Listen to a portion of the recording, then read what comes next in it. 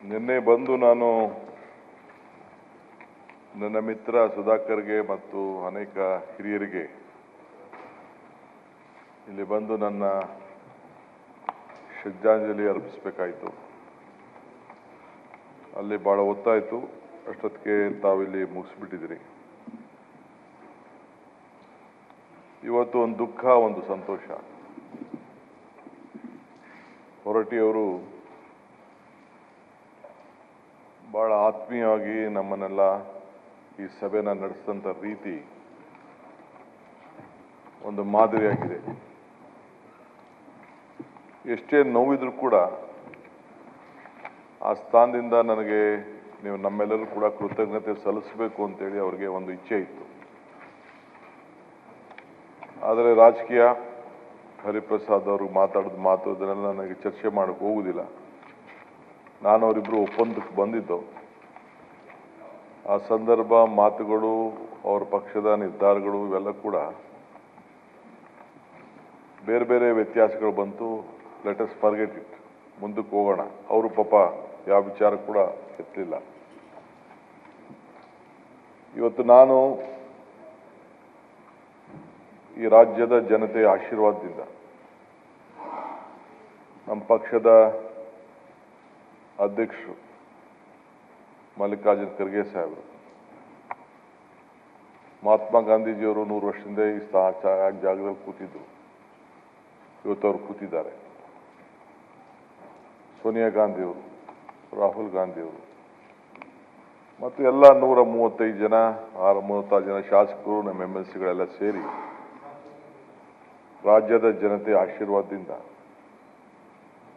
ನಾನು ನಂಬಿಕೊಂಡಂಥ ನನ್ನ ಗುರು ಪೀಠ, ಶಕ್ತಿ,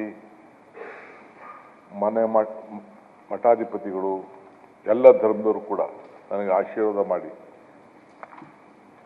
ನನಗೆ ಕಷ್ಟ ಬಂದಾಗ ರಾಜ್ಯದ ಉದ್ದಗಲಕ್ಕೂ ಕೂಡ ಜನ ಪಕ್ಷ ಭೇದ ಮರೆತು ನನಗೋಸ್ಕರ ಹರಕೆ ಕಟ್ಕೊಂಡು ಪ್ರಾರ್ಥನೆ ಮಾಡಿ ನನ್ನ ಪರವಾಗಿ ನಿಂತ್ಕೊಂಡು, ಕಷ್ಟ ಕಾಲದಲ್ಲಿ ನೀವು ಕೂಡ ನನ್ನ ಜೊತೆ ಬೆನ್ನೆಲುಬಾಗಿ ನಿಂತು ಇವತ್ತು ದೇವರು ನನಗೆ ಈ ಸ್ಥಾನದಲ್ಲಿ ನಿಲ್ಲಿಸಿದ್ದಾನೆ. ಈ ಸ್ಥಾನ KC ರೆಡ್ಡಿ ಅವರಿಂದ ಪ್ರಾರಂಭ ಆಗಿ ಕೆಂಗಲ್ ಈ ವಿಧಾನಸೌಧ ಕಟ್ಟಿದ್ರು. ಬಂಗಾರಪ್ಪನವರ ಸಂಪುಟದಲ್ಲಿ ಜೈಲು ಮಂತ್ರಿ ಆಗಿದ್ದೆ. ಯಾವುದೋ ಪುಸ್ತಕ ನೋಡ್ತಾ ಇದೆ. ಆಗ ಈ ಜೈಲು ಕಟ್ಟಬೇಕಾದ್ರೆ ಕೈದಿಗಳನ್ನ ಕರ್ಕೊಂಡು ಬಂದು ಇಲ್ಲಿ ಕೆಲಸ ಕೂಡ ಮಾಡಿಸ್ತಾ ಇದ್ರು. ಆಗೆಲ್ಲ ಈ ಕ್ರೇನ್ಗಳಿವೆಲ್ಲ ಯಾವುದೂ ಇರಲಿಲ್ಲ. ದೊಡ್ಡ ಕಲ್ಲು, ಪಿಲ್ಲರ್ಗಳನ್ನೆಲ್ಲ ಎತ್ತಬೇಕಾಯ್ತು. ಸೊ ಬೆಳಗ್ಗೆ ಬಂದು ಇದೇನು ಕೆಲಸ ನಡೀತಾ ಇದೆ ಅಂತೇಳಿ ಹನುಮಂತಯ್ಯನವ್ರು ವಾಕ್ ಮಾಡ್ತಿದ್ರಂತೆ. ವಾಕ್ ಮಾಡ್ತಿರ್ಬೇಕಾದ್ರೆ ಕೊನೆಗೆ ಕಾಲಲ್ಲಿ ಚಪ್ಪಲಿ ತೆಗೆದುಬಿಟ್ಟು ಮುಖ್ಯಮಂತ್ರಿಗೆ ಹೊಡೆದಂಥ ಇತಿಹಾಸ ರಾಜ್ಯದಲ್ಲಿ ದಾಖಲಾಗಿದೆ. ಅದೇ ಮುಖ್ಯಮಂತ್ರಿ ಏನು ಅಲ್ಲಿ ಬರ್ಸಿದ್ದಾರೆ, ಸರ್ಕಾರಿ ಕೆಲಸ ದೇವ್ರ ಕೆಲಸ ಅಂತೇಳಿ ಏನು ಬರ್ಸಿದ್ದಾರೆ,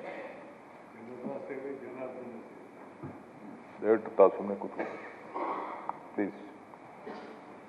ಏನು ಬರ್ಸಿದ್ದಾರೆ, ಆದರೆ ಈ ಚೇರಲ್ಲಿ ಅವ್ರನ್ನ ಕೂಲಕ್ಕೆ ಜನ ಬಿಡಲಿಲ್ಲ. That is the history. ಯಾರು ಈ ವಿಧಾನಸೌಧ ಕಟ್ಟಿದ್ರು ಅವ್ರಿಗೆ ಈ ಸ್ಥಾನದಲ್ಲಿ ಕುಳಿತುಕೊಳ್ಳೋಕ್ಕಾಗಲಿಲ್ಲ. ನಾನು SM ಕೃಷ್ಣರವರು ಆಗ ದೊಡ್ಡ ಚರ್ಚೆ ಮಾಡಿ ನೀವೊಂದು ಇತಿಹಾಸ ಬರಿಬೇಕು ಅಂತೇಳಿ ಚರ್ಚೆ ಮಾಡಿದ್ರು. ತಮಗೂ ಗೊತ್ತಿದೆ, ನನಗೂ ಅವ್ರಿಗಿದ್ದಂಥ ಸಂಬಂಧಗಳು, ಸ್ನೇಹ ಎಲ್ಲ. ಸೊ ನೀವೇನಾದ್ರು ಒಂದು ಸಾಕ್ಷಿ ಗುಡ್ಡೆ ಮಾಡಬೇಕು. ಕೆಂಪೇಗೌಡರು ಬೆಂಗಳೂರು ಕಟ್ಟಿದ್ರು, ಕೆಂಗಲನ್ನು ಮತ್ತೆ ವಿಧಾನಸೌಧ ಕಟ್ಟಿದ್ರು, ನೀವು ಇಂಥದ್ದೇನೋ ಕಟ್ಟಬೇಕು ಅಂಥೇಳಿ ಅವರು ವಿಕಾಸಸೌಧ ಕಟ್ಟಲಿಕ್ಕೆ ಅವತ್ತಿನ ಕಾಲದಲ್ಲಿ ತೀರ್ಮಾನ ಮಾಡೋದು. ಅದಕ್ಕೆ ತಾವು ವಿಕಾಸಸೌಧ ಕಟ್ಟಿರೋದಕ್ಕೆ ಅವ್ರದ್ದು ಒಂದು ಸ್ಟ್ಯಾಚ್ಯೂನ ಇಲ್ಲಿ ಅನಾವರಣ ಮಾಡಬೇಕು. ದಯವಿಟ್ಟು ಕೂತ್ಕೊಳ್ತೀರಾ ಪ್ಲೀಸ್? ಟೈಮ್ ಇದೆ. ಅವರು ವಿಕಾಸಸೌಧ ಕಟ್ಟಿದ್ರು. ಅದು ಉದ್ಘಾಟನೆಗೆ ಹೋದ, ಪೂಜೆ ನಡೀತಾ ಇತ್ತು. Dharam Singh PW minister. ಅಲ್ಲೊಂದು ಚೇರ್ ಇದೆ, ಚೀಫ್ ಮಿನಿಸ್ಟರ್ಗೋಸ್ಕರ ಚೇರ್ ಇದೆ. ಆ ಚೇರ್ ಮೇಲೆ ಮುಖ್ಯಮಂತ್ರಿ ಕೂತ್ಕೊಳ್ಬೇಕಾದ ಚೇರ್ ಮೇಲೆ SM ಕೃಷ್ಣರವರು ಧರ್ಮ್ ಸಿಂಗ್ ಇದ್ರು PW ಮಿನಿಸ್ಟರ್ ಅಲ್ವಾ, ಅವರು PW ಮಿನಿಸ್ಟರ್, ತಾವೇ ಕೂತ್ಕೊಳ್ಳಿ ಅಂತ ಕುಂಡಿಸ್ಬಿಟ್ರು. ನನಗದು ಅರ್ಥ ಏನಾಯ್ತದೆ ಅಂತ ನನಗೆ ಅರಿವಿತ್ತು. ಆಯ್ತು, ಇತಿಹಾಸ. ಧರ್ಮ್ ಸಿಂಗ್ ಅವರು ಕೃಷ್ಣ ಅವರು ಆದ್ಮೇಲೆ ಕೂತ್ಕೊಟ್ರು. ಸೊ ಹೀಗೆ ನಾವು ಮನಸ್ಸಲ್ಲಿ ಏನಾದ್ರು ಅಂದ್ಕೊಂಡಿದ್ರು ಕೂಡ ವಿಚಾರಗಳು, ಇತಿಹಾಸಗಳು ಬೇಕಾದಷ್ಟು ಸೃಷ್ಟಿ ಮಾಡ್ತದೆ. ಈ ರಾಜ್ಯದಲ್ಲಿ ಕಡದಾಳ್ ಮಂಜಪ್ಪನವರು, ನಿಜಲಿಂಗಪ್ಪನವರು, ಜತ್ತಿಯವರು, ಕಂಠಿಯವರು, ಇವ್ರನ್ನ ನಾನು ನೋಡೋಕ್ಕಾಗಲಿಲ್ಲ. ನಿಜಲಿಂಗಪ್ಪನವ್ರು ನೋಡಿದ್ದೇನೆ, ಭೇಟಿ ಮಾಡಿದ್ದೇನೆ, ಮಾತಾಡಿದ್ದೇನೆ. ಅದಾದ್ಮೇಲೆ ವೀರೇಂದ್ರ ಪಾಟೀಲ್ರು, ಅವರ ಆಡಳಿತ, ದೇವರಾಜ ಅರಸವರ ಹೊಸ ನಾಯಕರುಗಳನ್ನ ಸೃಷ್ಟಿ ಮಾಡೋಂಥ ಒಂದು ವಿಚಾರಧಾರೆಗಳು. ಎಲ್ಲ ಜಾತಿ, ದೊಡ್ಡ ಜಾತಿಲಿ ಅವರು ಹುಟ್ಟಿದ್ರು ಕೂಡ, ಅರಸು ಮಂಥನದಲ್ಲಿ ಹುಟ್ಟಿದ್ರು ಕೂಡ, ಅವರ ಹೊಸ ನಾಯಕರುಗಳನ್ನ ಬೆಳೆಸಬೇಕು ಅಂತೇಳಿ ಅವರು ತೆಗೆದುಕೊಂಡಂಥ ಅನೇಕ ನಿರ್ಧಾರಗಳು ಎಲ್ಲ ವರ್ಗದ ಜನರ ಜೊತೆಗೆ ಬೆರ್ತಂಥವ್ರು. ಇವತ್ತು ಅವನು ಹಿಂದುಳಿದ ವರ್ಗದ ನಾಯಕರು ಅಂತ ನಾವು ಕೆಲವು ಮಾತಾಡ್ತೀವಿ. ಆದರೆ ರಾಜ್ಯದ ಜನತೆಗೆ ಕೊಟ್ಟಂತ, ಅನೇಕ ಯುವಕರಿಗೆ ಕೊಟ್ಟಂತ ಪ್ರೋತ್ಸಾಹ ಯಾರು ಮುಖ್ಯಮಂತ್ರಿಗಳು ಇವತ್ತು ಕೂಡ ಇದನ್ನ ಅಳಿಸ್ಲಿಕ್ಕೆ ಆಗ್ತಾ ಇಲ್ಲ.